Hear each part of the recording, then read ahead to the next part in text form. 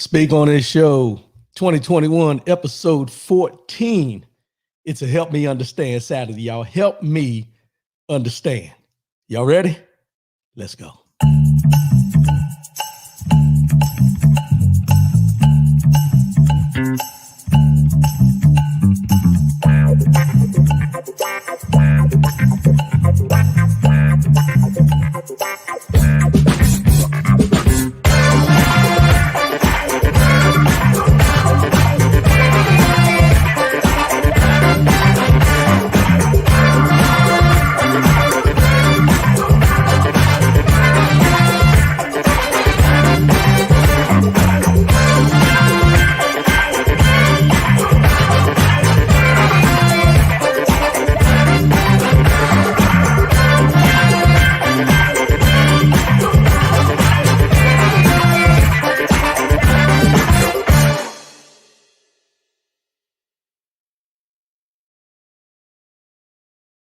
Good morning, good morning, good morning. It's Saturday morning, y'all. Saturday morning, speak on the show. First and foremost, giving honor to God who allows me to come at you in this manner on a weekly basis. Whew, we made it through another week, y'all. We made it through another week. 10 a.m. Eastern, 7 a.m. Pacific, and all y'all in the middle stage, y'all calculated because I ain't got time to go through the central and the mountain. But I appreciate you tuning in if you're in them time zones. Let's put that out there right now. Good morning, good morning, good morning. I'm in a good mood, y'all. You know, I got the all red on today. So when you see me in the all red, it's one of them days I'm in a good mood. I wake up on this side of the living. I'm happy to be in front of y'all this morning, but yeah, Eric Zupants, aloha. Aloha, my brother. Good morning, good morning. Appreciate the support, bro. Appreciate the support. Let's go ahead and get these formalities out the way so we can just jump into this. rwcoolins.com, that's the website. Go to the website. All the links are there. All social media sites. We're broadcasting live on YouTube and Facebook, as we always do on Saturday mornings. You can also make your comments, as you see, post your comments about the show, what's going on, anything we're discussing. Also, you can download the audio after the show on Spreaker.com, as well as iTunes, Apple iTunes. So, go there, download, pass it on, share it, do what you do with everybody else's podcast. Just put me in there as well. Put me in the rotation along with those other ones that you be sharing and doing. And, we'll be all right. Good morning, sis. Good morning, every week. Appreciate the support. Appreciate the support. So that's all the social media locations. Find me, search me, do what you do. Yeah. 844-904-2665. 844-904-2665 is the call-in number. No matter what the situation is, let your voice be heard. Say what you mean what you say. That's all we ask. Say what you mean what you say. If you got something to say it with your chest. Say it with your chest. Say it with your chest. Mean what you say when you say what you decide to say. D Cam, appreciate the support, my brother. Appreciate the support. Brenda Gray, appreciate the support. Appreciate the support. And my man, Brian Hoodie, appreciate the support, bro. Appreciate the support. I appreciate everybody. If you're a weekly listener, if you're an occasional listener, or if you just decide to find out what this brother's talking about, I appreciate you tuning in. Good morning, Russell Jenkins. Good morning, bro. I ain't seen you in a while, man. You're going to have to do a drive-by, all right? All right. Appreciate your support, though, bro. Let's see. We got no coming up in here. William Hill, homeboy. What's going on, my brother? Appreciate the support. Appreciate the support. So, 844-90, let's get back to the normal rotation. 844-904-2665. 844-904-2665. That's the call-in number. Call in if you got something to say. Say what you mean what you say, no matter what the situation is. So last week, I'm going to rehash a little bit here. Last week, we, it was unscripted. And I went on about how you have to shut yourself down, block things out, refresh your memory, refresh your batteries, cleanse your mind, your body, your soul, do a cleanse of all the information that we're taking in because it becomes a part of you, all the different things you can think about that we talked about last week. But something this week jumped out at me, and I think it's something I need to pass on to you guys because when I seen it, it was an aha moment. It was like a light bulb lit up, and it really put everything that we discussed last week into perspective about balance, basically, of how we need to balance all the information we take in and everything like that. And it's very simple. Oh, excuse me. I wish I had this last week, but things come to us in a time when it's really needed to accentuate certain things about us. So, but I found this in I can't remember who it was. It was something I was looking at. She was talking about events that have gone on, things that are going on in the news and different things like that. And Russell Jenkins, all right, bro, I'll see you when you do the drive-by. We'll wait on that. But she was talking about everything going on in the news and how we consume so much, which is basically piggybacking on what I talked about last week. But this is something she said in her conversation that I think I need to pass on to each of you. And it was just very simple. It said, be aware, but don't be consumed. Be aware, but don't be consumed. And I think that encapsulates everything we talked about last week as far as the information and how much we're taking in and all the things we see and how it affects us. And, and I'm not going to go back through that, but be aware, but don't be consumed. And it helped me put it in a better perspective of how I need to handle the things that I come to you with, that I take in, that I do my research with, to give me a better understanding on that balance. So I wanted to pass that on to you guys, and hopefully it'll help you. Be aware, be very aware. Take the time to be aware of what's going on, but don't be consumed by it. That's the simple part that I got from what she was saying. Very simplistic, but very thought-provoking, as we always do. So let's get into this. Let's go and get into this show. Johnson & Johnson vaccine. Now, if everybody's been listening, if you're a normal tuner, I took the Johnson & Johnson vaccine. And I got I got about 4 or 5 phone calls this week from different people who I feel care about me. Let's just go there, because they wouldn't call otherwise. They called to check on me to make sure that I was okay after taking the Johnson & Johnson vaccine. I said, I'm good. I haven't had no ill effects other than the day I was down when I first got the shot and everything. But they were just checking on me, which I appreciate. For anybody out there that did call me, truly appreciate you. But with the Johnson & Johnson vaccine, it's caused a lot of people to say, I told you. Has caused a lot of people to say, I knew these vaccines weren't, good for you, and anything you can think negative that people would say when something that they may have been against comes out to show some semblance of being in their favor for what they feel. But here's what I found out. So the Johnson & Johnson vaccine had 6 cases, and they occurred in women aged 18 to 48, so under the age of 50.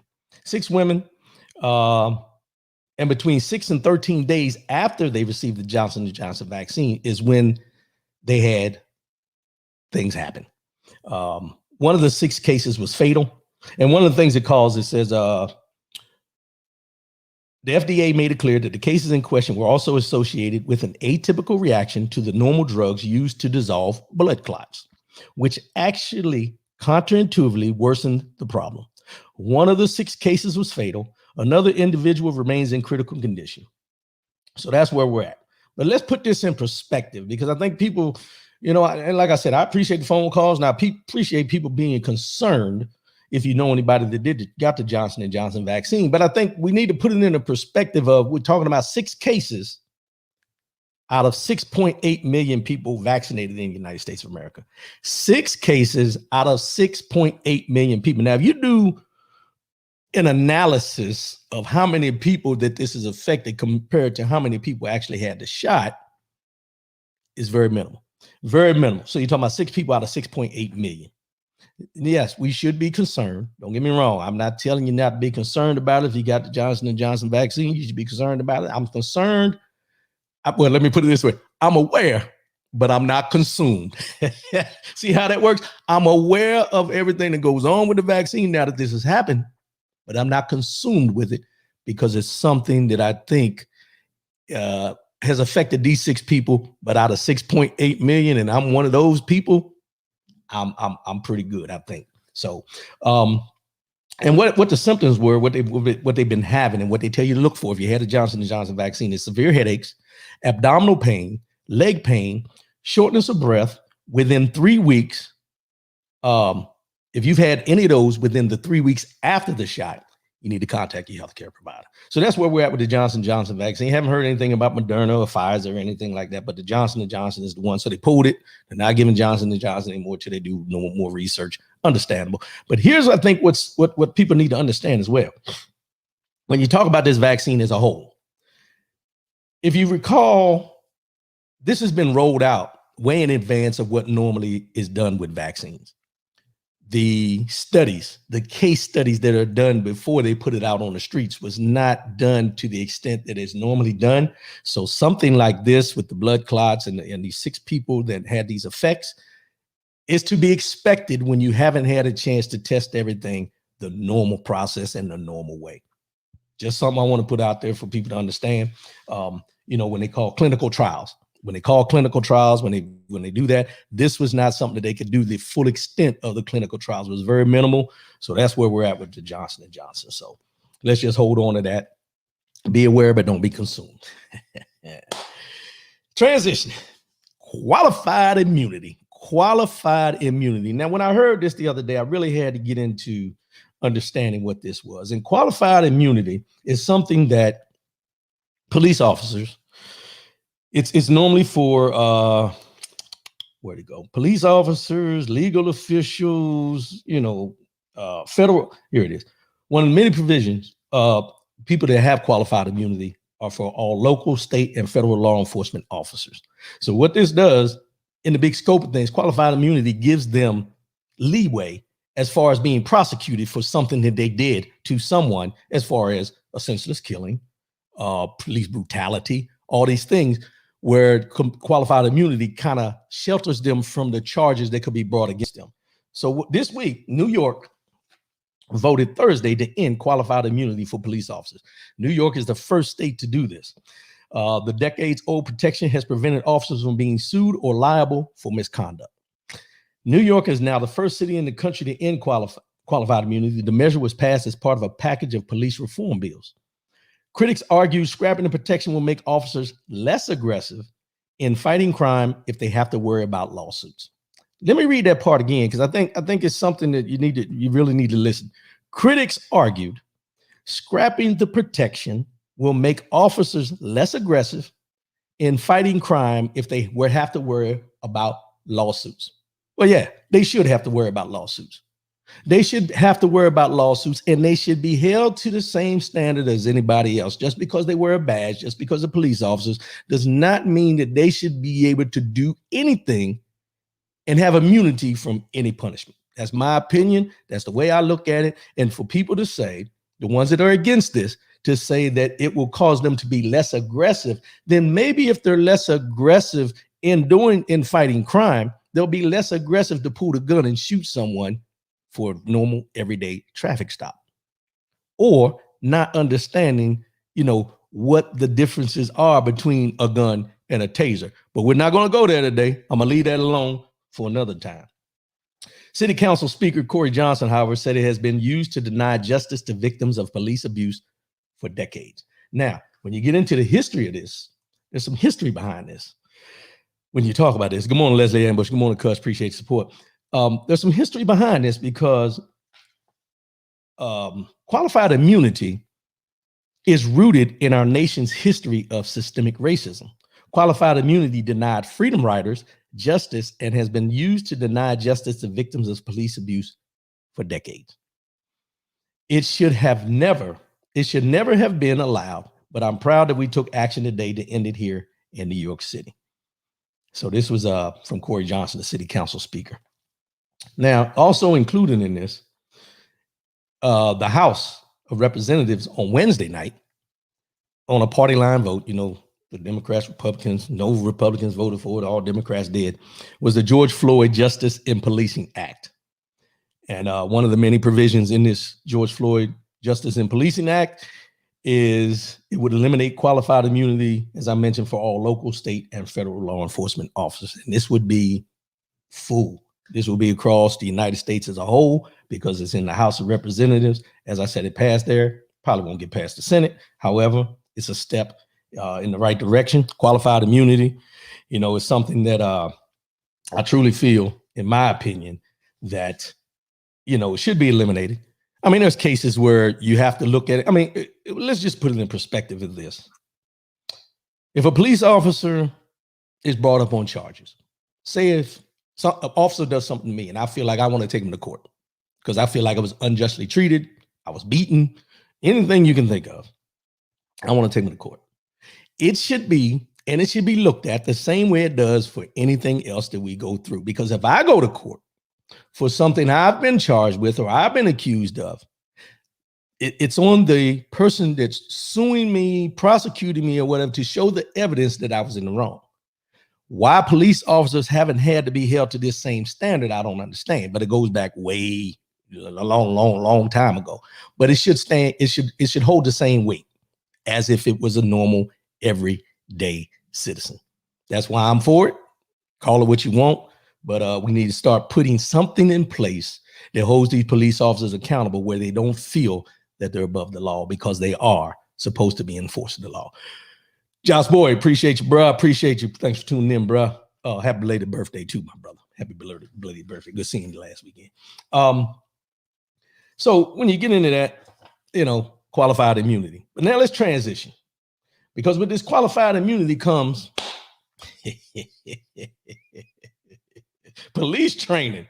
Now, I read this article, and let me back up for a minute. Every time we hear about police officer killings, pulling a gun, shooting somebody they had in custody, all the different things you can think about that we hear about on a normal, damn near everyday basis now, we always hear about training, police training. Police need to be trained more. They need to be, more time needs to be put into training and on all these things. And I understand, but I don't understand. Because my thing is, no matter how much training they have, and no matter how much training you give them, that split second that they decide, let's just be real, that they decide to pull that weapon and use it against someone that they don't feel is complying, as we always hear, if they would only comply. But the one split second that they choose to pull that weapon because they don't feel that this person is complying and they pull the trigger, it's gone outside of the range of training. This was a choice. But when you talk about police training, what jumped out at me when I started looking at this is the minimum amount of training that they actually get from the start when they go through the academy. So let's get into this a little bit. And this analysis was done, I think it was done back in a survey done in 2013, but it still holds true today because nothing has changed. And I did a lot of research and I couldn't find anything. But let me start off with this. In an analysis of 80 countries, good morning, Maurice Wigfall. Appreciate your support, bro. Appreciate your support. In an analysis of 80 countries, only Iraq. Now I want y'all to hear this real clear. Let me start this again, because I want y'all to really hear this before we get into this training. In an analysis of 80 countries, only Iraq and Afghanistan had lower training requirements to become a police officer than the United States. Let me read that one more time before we get into this training part. In an analysis of 80 countries, only Iraq and Afghanistan had lower training requirements to become a police officer than the United States of America.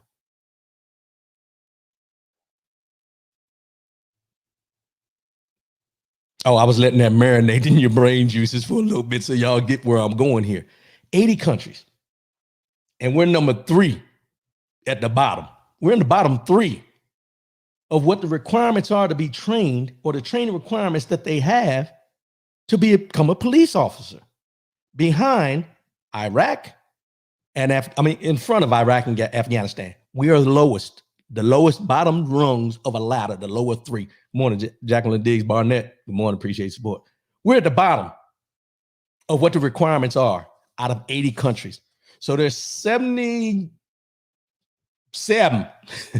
I had to calculate real quick. There's 77 other countries that require more training to become a police officer in the United States of America. However, When I pulled up these numbers, and I wish I had kept the numbers, but I looked at those. But we have more police officers killing than anybody. The people killed at the hands of police than any other country. And we have the third lowest rate amount of training for you to become a police officer. When asked about, and this was the article July 9th, 2020 by Dr. Jason Armstrong. When asked about how to improve policing in the United States, the average person often says officers need more and better training. I hear this regularly from criminal justice students in the university where I teach. When I ask them how much and what type of training officers get now and in which specific areas do they need more training, I typically receive blank stares. If I do receive an answer, it is usually focused on de-escalation training, or defensive tactics. I respond by asking how many hours officers receive now and how do they know that it is not enough? Again, more blank stares. What they don't know is they are actually right, but they don't know why they are right. So this is what Dr. Jason Armstrong wrote. And in police training hours, let's just start here. It's called the Peace Officer Standards and Training. POST is the abbreviation for it. Organization. The name varies by state to state, but it's still the same function. And it says, according to a 2013 survey by the Department of Justice, the average police academy in the United States is about 840 hours or 21 weeks. Although this can vary widely state by state, depending on the organization. Post state sets a minimum number of hours for basic training in each state. The average required post training in the United States is approximately 650 hours. Maryland, now let's go here and we're going to break it down some of these states. Maryland requires the highest number of hours at 1,168 hours of training, which equals out to 30 weeks. Oregon requires the fewest at 400 hours, which actually equals out to 10 weeks. Georgia is next to last with 408 hours, which equals out to 11 weeks. The Academy for Georgia State Patrol Troopers is 800 hours for 20 weeks. That's if you want to be a state patrol trooper compared to a police officer. There is no standardization for the training across the country. Now let's get into the training requirements, and we're going to do some comparisons here, which, I always tell you, I don't like to do comparisons, but in this aspect, you really need to look at it to understand how small amount of training they're getting compared to other professions that you may look at. Y'all ready? Here we go. The number of training hours required to become a certified police officer becomes shocking when you look at the number of hours required to be certified or licensed for other professions. Georgia, as previously mentioned, requires 408 hours of academy training to become a police officer. But Georgia requires 1,500 hours of training to become a licensed barber. Let me repeat that one time. I don't think y'all heard me. Let me say this again. To become a police officer, your only requirement is 408 hours of academy training, and you're a police officer. But if you want to become a barber in the state of Georgia, you have to do 1,500 hours of training to become just a licensed barber, not a master barber, but a licensed barber. That's damn near 1,100 hours more than it is to become a police officer. 1,100 hours more to become a barber than it is to become a police officer in the state of Georgia. Maryland, let's go here. Maryland. That's how it's written. If you're from there, it's Maryland. Just to be quick, it's Maryland. Maryland, which requires officers to have 1,168 hours of training, the most in the United States, requires barbers to have 1,200 hours of training. 40 hours here and there is the difference. But 1,168 to become a police officer, which is the most in any part of the United States, but 1,200 to become a barber. Most states require a person who wants to be a plumber. Watch this now. Most states require a person who wants to be a plumber to have 2 to 4 years of experience as an apprentice with 3,000 to 8,500 hours of training before becoming a licensed plumber. In the United States, we require attorneys to have 3 years of law school above a bachelor's degree. Even then, they are not licensed to practice until they pass a multi-day comprehensive exam, which is the bar, if I'm correct. Doctors must have a bachelor's degree followed by 4 years of medical school and 3 to 7 years of a residency program before they are actually fully licensed to practice medicine. To become a police officer, a person needs to be, watch this now, 18 to 21 years old, depending on the state, possess a high school diploma or a GED, and pass a training academy that in most states is less than 1 college semester.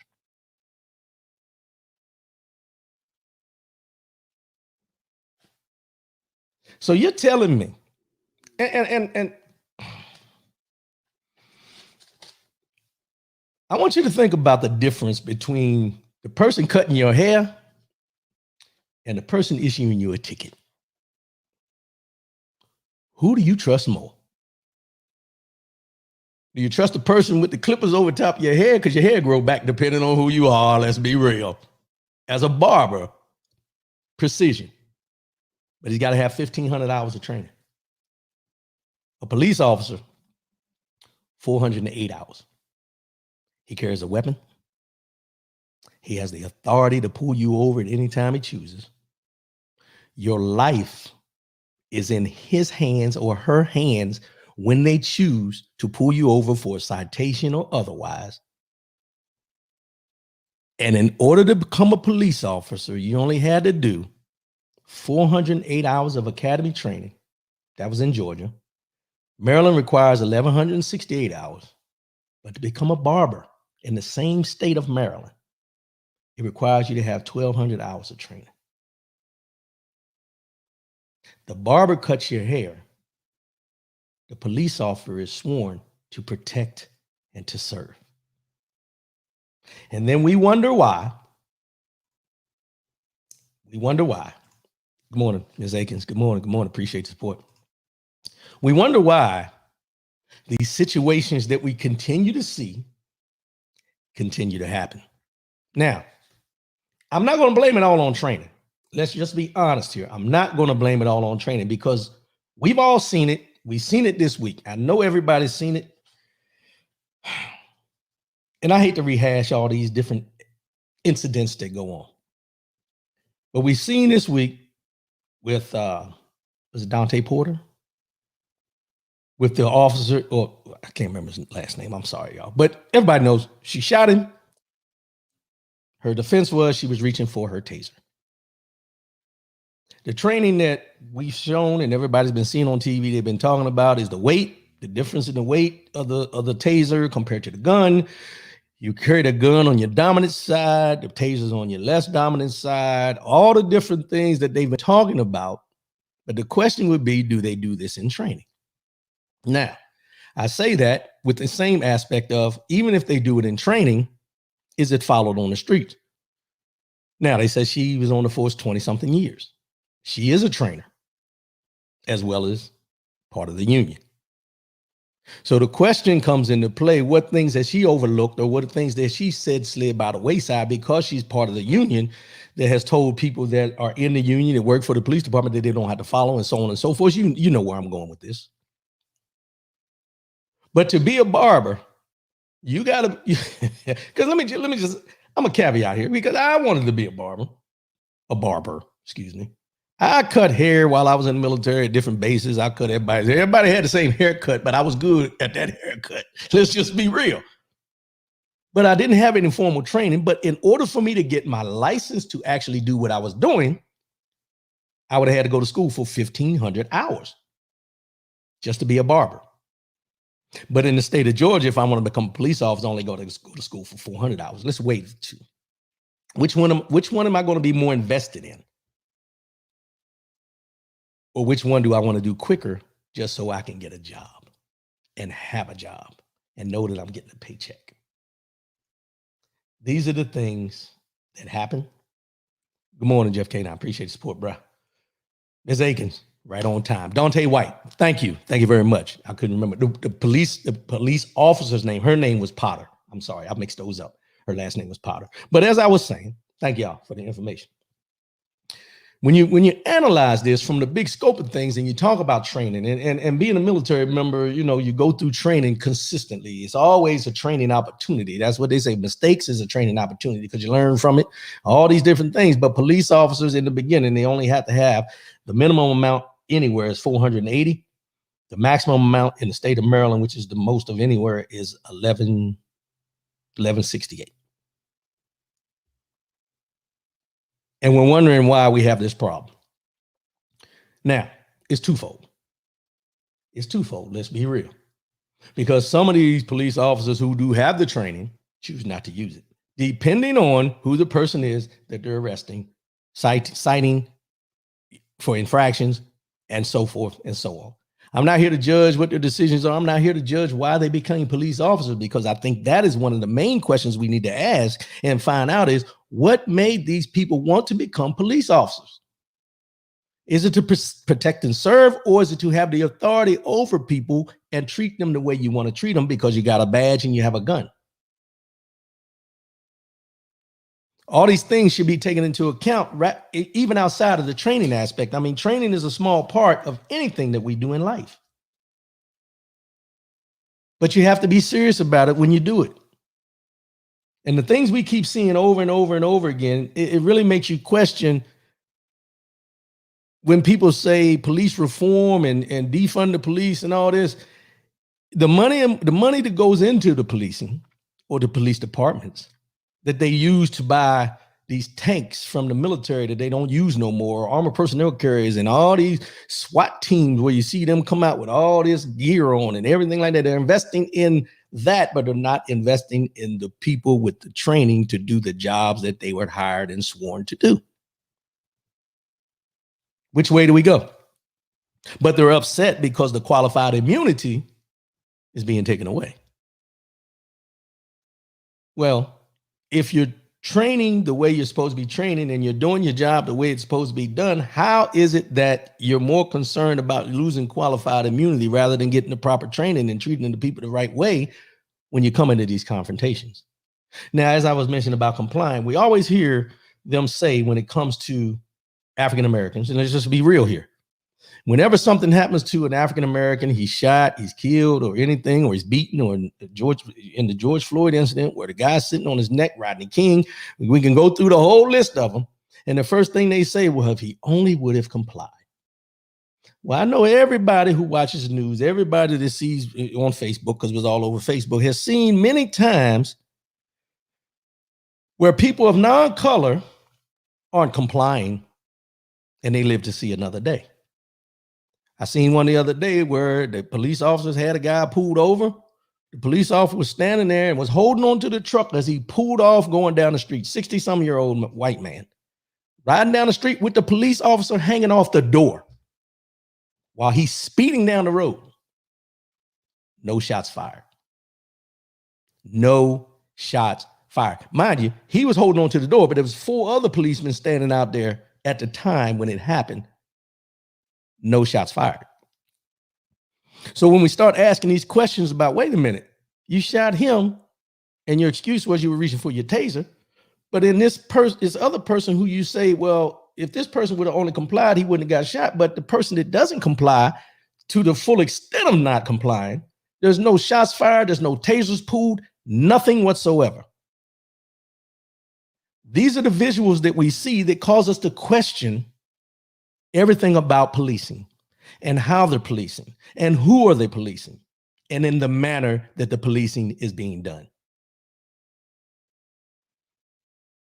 There are questions that we're asking that we want to know, but we still haven't found out. Now, back to this training part. When you talk about the skill mastery, best-selling author Malcolm Gladwell proposed that it takes 10,000 hours of practice to master a skill, not just policing, but to master a skill. The 10,000-hour rule can be misleading and is seen as a general guideline for specific skills, like playing an instrument or chess. 10,000 hours. Researchers have found that it takes anywhere from 700 to 16,000 hours to be, quote unquote, world class at one skill. However, if you are practicing a skill using the wrong method, you will never become world class. Regardless of the number of hours spent practicing, training must be done deliberately utilizing best practices. And they also went into higher education requirements. Departments need to increase the educational requirements of police officers as well. Only about 1% of law enforcement agencies require officers to have a college degree. Studies show that police officers with a bachelor's degree or higher are significantly less likely to use force, be accused of excessive force, and are more likely to de-escalate situations than those with a high school diploma or a GED. One study showed that officers with college degrees had fewer citizen complaints, fewer sustained complaints, and fewer policy violations. A 2000 study on community policing revealed that officers with college degrees preferred a community policing approach, while officers with high school diplomas/GEDs had a preference for aggressive enforcement of the law. Other studies have shown that college-educated officers have less authoritarian attitudes, are more aware of social and cultural problems in their community, are more sensitive to community relations, and are more ethical and professional. Now, I'm going to go out on a limb, and I understand all the aspects of having a college degree, and you know, they may be able to handle situations a lot differently, de-escalation and all this, but I'm going to say this: when it comes time to a situation that gets out of hand, I don't care what kind of degree you got.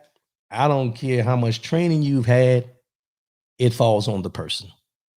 It falls on the person to understand and do the best they can, as you always hear, to de-escalate the situation.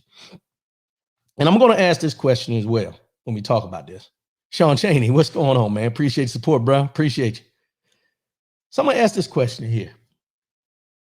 If you're arresting someone, you have them right there in front of you, they somehow get away and they pull off. Why is the first instinct to pull a weapon and start shooting for a normal everyday traffic citation or so on?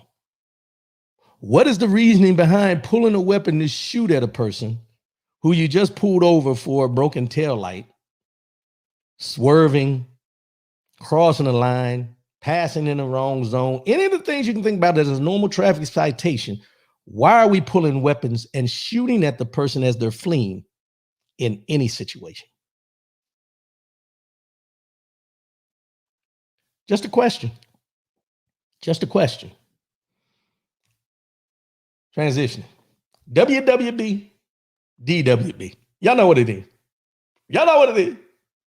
Walking while black or driving while black. Let's just be real about it, because we hear it in the community. We hear us talk about it. This week, there was a Army Sergeant First Class that decided that him and his wife were going to accost, and I'm going to say accost, a young African-American man walking through a neighborhood that they felt, watch this now, that they felt he shouldn't have been in. Now, mind you, you heard me say Army Sergeant First Class, active duty. But him and his wife chose to accost this young man and say he wasn't he shouldn't have been in the neighborhood. Sounds like the Trayvon Martin incident to a certain extent. I don't want to do the comparisons or anything like this, but someone saying you're somewhere you shouldn't be because of, not that they know, but because of how you look. And then they accused him that he pushed him, slapped the phone out of his hand. Well, he ended up getting arrested and charged. And then you seen the pictures where they had a whole bunch of people protesting outside his house.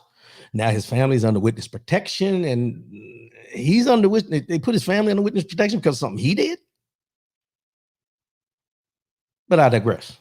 So walking while black. So I'm trying to figure out how it is where you can be in a neighborhood that someone feels you shouldn't be in, and they take it upon themselves to start questioning who you are and why you're there and all that kind of stuff. Now, don't get me wrong. I understand neighborhood watch. I understand all these things, but it only happens, from what I know, because this happened to me as well, to people of color. And I'm going to use this scenario real quick. It's going to go a little way off, but it's going to bring you right back. Let's go here. And this is for all people of color and people of non-color. I mean, we can put everybody in this category right here. You decide to go to a club. You decide to go out and have a good time. The only club you see is across the street from wherever you may be staying in a city you've never been in. You walk in the club as an African-American male, female, and you're the only one in there. And have you ever noticed when you walk into a place like this or a situation like this, everyone in there is asking why you're there. They may not ask you directly, but they're asking everybody around, what are you doing in here? Why is she in here? He on the wrong side of town, ain't he? All these things come into play, right? But, speak on, appreciate it, sis. But here's the question I'll ask, and we've all seen this. You can have an all-black club in an all-black neighborhood, and you may have a buddy of yours of a different denomination, color, that you tell, meet me at the club, man, come on out, hang out with a bruh. And he comes. White man, white guy, or white woman. Well, I'm gonna get to the white woman in a minute, but I'm gonna tell you this. But a white guy walks in the club, there's a couple questions here and there when he first comes in, because there's a lot of stuff going on now. If he got a trench coat on, shit like that, people questioning things because of everything with the mass shootings. But let me go back. So he comes in the club and people are looking, but there's no ill will towards him in that club. And then when they recognize that he's with someone that they know in the club, he's there to have a good time. Nobody's questioning anything. Nobody cares. He's in here to have a good time just like everybody else. But it doesn't happen to us when we venture out to places outside of our scope. Why is that? What causes the fear or the questioning of why we're somewhere that you don't think we should be? These are things that come into play where it's like, come on, man. This is a free country. I should be able to come and go as I please, as long as I'm not doing anything outside of the law, as long as I'm not doing anything to hurt anybody. But that's just a comparison. And I talked to somebody about this one day and they started laughing. But if you really think about it, you see all black clubs and you'll see white folks come into the club and nobody bothers them whatsoever. But it's the opposite when you go into an all white club as a black person. They wouldn't know why you're there. There's a lot of questions that come into play when that happens. Kathy, judgment is what they do. Judgment. Because now you're invading the space. And now I caveated it with this. Now y'all gonna laugh because I try to keep it lighthearted. You got an all black club and a white girl walks in. Y'all know where I'm going. White girl walks in. There's brothers in that club that are attracted to that white woman, but they won't say nothing because there's a lot of sisters in it. They don't want to get labeled. But there's that one bro that's he gonna shoot his shot. But at the end of the day, the point I'm making is nobody cares because they're there to have a good time, just like everybody else that's in the club or wherever it may be, at the bar, otherwise. The question comes into play, why is there such a threat? Or why is there this perception that black folks are such a threat to an environment when we walk in? Why is it that we have to prove to you that we're not a threat when we walk in and that we're just there to have a good time, just like you are? It comes into the same mindset as we talked about with the policing. Why is it that there's this fear of African Americans when they pull them over compared to people that are not African American, minorities, and different things like this? I've been pulled over many times, and I had this discussion with my brother yesterday, and I'm gonna tell you what he told me. But I've been pulled over many times. And one of the things I always do is when they pull me over, I pull out every ID I got. I got my military ID, I got my government ID, I got my driver's license. I pull out everything that got my picture on it, and I give it to that police officer along with the license and registration. Because what I've learned is sometimes they take that military and they give you the benefit of the doubt. But after last week, I got to question that because he was in uniform and they still chose to pepper spray him, handcuff him. for nothing. So me and my brother, shout out Terrence Collins, we're talking yesterday. And he told me that he came up with a concept of what he's doing now because of everything going on. Now, mind you, my brother, who I truly respect, and I'm not saying nothing negative, I just had to put that in. I truly respect my older brother. But he told me that what he has done is he's taken his license, his registration, his insurance card, and his business card, and he made copies on one sheet of paper, and he folded it up where it's all to be seen, and he keeps it in his windshield right there. So if he gets pulled over, it's right there, easy access, where he don't have to go in the glove box for nothing. He don't have to, and he got the actual documents over the visor, but he keeps that there because he said, I'm keeping my hands on the steering wheel. And if they want that registration or everything that bad, he's going to tell them it's in the windshield. You can pull it if you want. I get it. But my question is, why do we have to go to this extent where you normally have your registration, your insurance, and everything in your glove box, your license in your pocket or in your wallet or in your purse, where you have the fear of reaching for something that they're asking for, with the fear that they're going to think you're reaching or going for something that is going to harm them? Because the next thing that happens and what we've seen is shots fired. No matter what the situation is, shots fired. Why? You know, I talked about this last week, and you know, it can affect your psyche, and it can affect everything about you. It can affect about how you go about your everyday life. All these things that are going on that we see, the mass shootings, and the mass shootings that are happening by young white males going in and shooting up. You know, the one yesterday shot up a FedEx location in Indianapolis, 19 years old. All the signs were there. He was still able to do it. Now, I don't want people to think that's listening, or if it's your first time listening or anything, that this is a black and white issue, but it is in black and white. And it's not that it's black against white. We all are dealing with something somehow. But when we talk about police killings, senseless killings, and these type things, you know, at the hands of police, it's something that in our community has become an epidemic. It puts us in the perspective that we are being hunted legally. That the police officers are hunting African-American males this is happening to, and you still have your Sandra Blands and your, Breonna Taylors and things like that. But you're getting this mindset that, am I safe? When I leave my house, or when my kids leave the house, or when someone leaves the house, are they going to come home safely? Back in the day, you worried about getting hit by a car. Now you have to worry about being shot by a police officer. More than you're worried about some gang violence or something, you're more concerned about police officers. Why? Training is not going to change it. The immunity, qualified immunity, it's not going to change it. The perception of who we are as a people has to change first. The perception that we're a threat no matter what the situation has to change. All these things have to be taken into account when you talk about this. Because, as we mentioned last week, change. Things don't change, we change. Our experiences change us.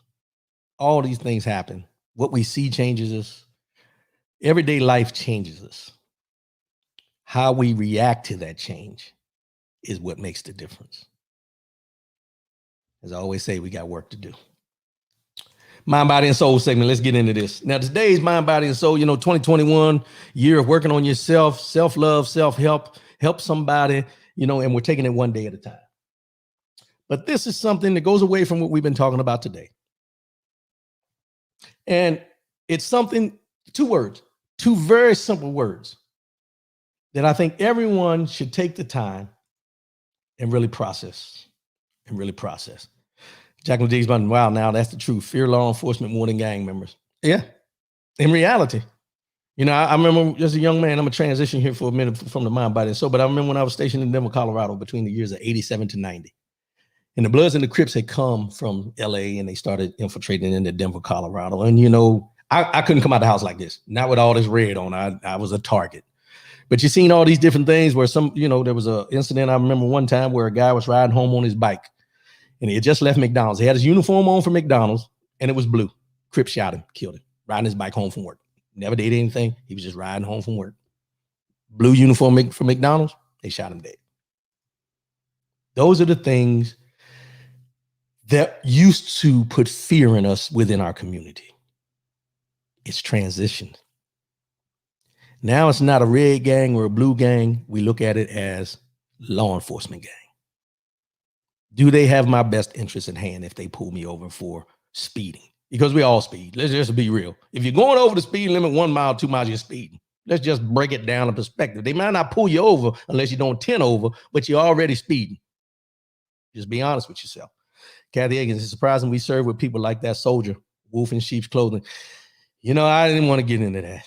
I sure didn't want to get into that. I'll put it this way, Ms. Higgins. When we talk about people we may have served with that have that same mentality as this, you know, Sergeant First Class the other day, I'm not going to say that we didn't know, because I think sometimes we know, but we know how to deal with the person. So we kind of just deal with them on that level that they are who they are. But I think sometimes what happens is we get so caught up in the fact of, and I'm going to talk about us as a people first. We get so caught up in giving those people the benefit of the doubt too often. We give them the benefit of the doubt that because it's not directly affecting me because of how they feel about people that look like me, that it's not affecting me. But then when we see what happened the other day with this young man walking down the street and this Sergeant First Class pushes him, slaps phone out his hand and everything like that, just because he's somewhere where he didn't think. And then you go back to what he does as a drill sergeant, overseeing people on a daily basis that look like me coming into the military, just starting a career in the military. You have to ask yourself, how many people has he impacted their career before it even got started? And then you have to ask the people that actually work for him, how much of an impact has he had on their career? Because we all know if you serve, you get these evaluations. And if your evaluation is not up to par, your career could be stumped before it gets started. So I go into that and I say this, that we've all served with people that have different views than us, that have different ways they feel about us, that are not truly exposed all the time, but it's there. And I think too often, as I mentioned, we give those people too much of the benefit of the doubt rather than calling them out at the time. Why? Because we don't want to seem like we're part of the problem. And the other part is we don't want to always use the racism card. Even though it's there, even though it's recognized, even though it's always being shown, no matter what the situation is, when someone truly has a racist intent, we hesitate to call out racism because we don't want to be that person that they say is always crying wolf. But at the end of the day, we have to stand up and be who we are, and we have to stand on what we know to be true. Because as I mentioned, I think too many times we give these people the benefit of the doubt, and by giving them the benefit of the doubt, we give them license. And they may not do it to us, but they'll do it to someone that looks like us that is not able to defend themselves. Because what they do is they look for the weakest link that they can find to be able to impose their will on that person rather than the one that they know is going to fight back.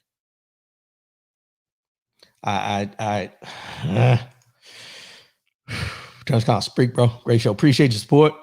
Kathy Higgins. I think that's a conversation that we need to get into deeply with the racism within the ranks. I say it because, you know, they have this extremism going on that they're talking about investigating and all that. And it's something that I think, as I mentioned, and even with myself, I think we give too many people at too many times the benefit of the doubt when we truly know exactly what their intent is. And because we don't want to be the one to push that button We let it ride. And because we let it ride, it may not affect me, but who's it going to affect? 3, 4, 5 people down from me because I didn't address it here. Now it's went all the way down here. And the person that it's affecting, the person that is being used on rather than me, is not able to defend themselves. And now I'm accountable for what happens to him indirectly because I didn't do my due diligence and step up to the plate when I should have. But we'll talk about that in another show. Mind, body, and soul. As I mentioned, 2021, self-care, self-help, one day at a time. These 2 words here that I'm going to say, and I want everybody out there that's listening in earshot to really take this into account.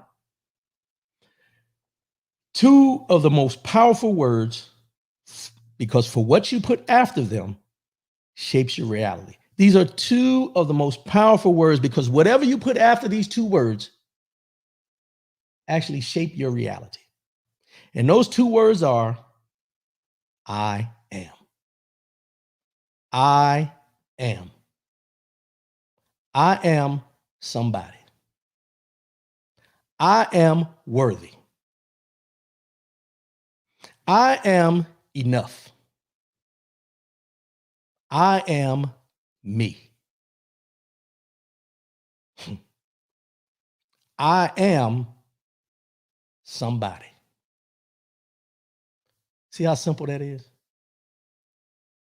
Those 2 words are 2 words that we should have in our vocabulary every morning when we wake up. Those are 2 words that we should speak to ourselves in our time of meditation, in our time of understanding and trying to get in touch with us before we go out and venture into the world on a daily basis. Because this world and what we allow this world to do to us can minimize who we truly are. And if you keep those 2 words ingrained in your psyche, ingrained in your being, ingrained in your mentality of I am, as long as you can put those 2 words in front of it, and whatever words you decide to put after it, shapes your reality on a daily basis. But understand, we have many children that are growing up that are told they're not nothing, that they ain't, the word, by their own parents and by the people around them that start shaping them at a young age to be what they think they are because of what they've been told they are or are not. Just like I use those words after I am for the positive, think about it in the negative. I am no good. I am black, but it don't matter. I'm unworthy.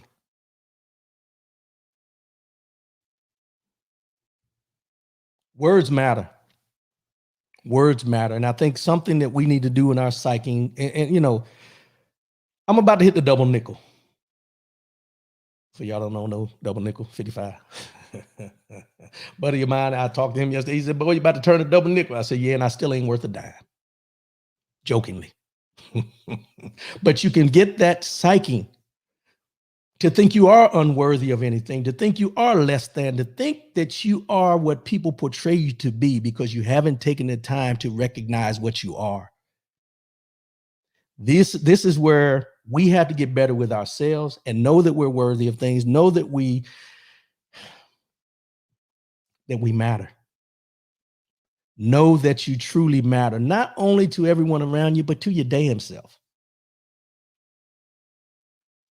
I am. 2 of the most powerful words for what you put after them shapes your reality. We always hear that old phrase, it's not what they call you, it's what you answer to.